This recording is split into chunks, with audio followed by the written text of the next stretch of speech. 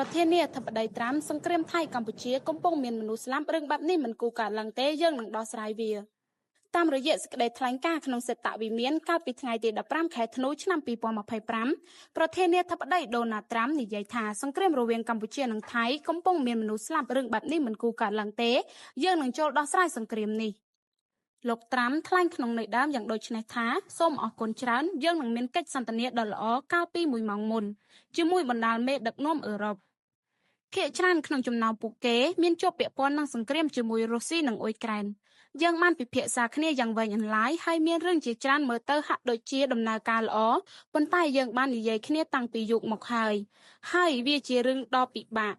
ដោយអ្នកទាំងអស់គ្នាបានដឹងយើងបានដោះស្រាយបញ្ចប់សង្គ្រាមចំនួន8ហើយមានសង្គ្រាមមួយកំពុងមានបញ្ហាបន្តិចបន្តួចកាលពីម្សិលមិញនោះគឺរវាងថៃនិងកម្ពុជាដែលយើងនឹងដោះស្រាយវាមានមនុស្សកំពុងស្លាប់រឿងបែបនេះមិនគួរកើតឡើងទេហើយសូមកោតសរសើរដល់ពួកគេដែលកំពុងធ្វើការដោះស្រាយជម្លោះនេះ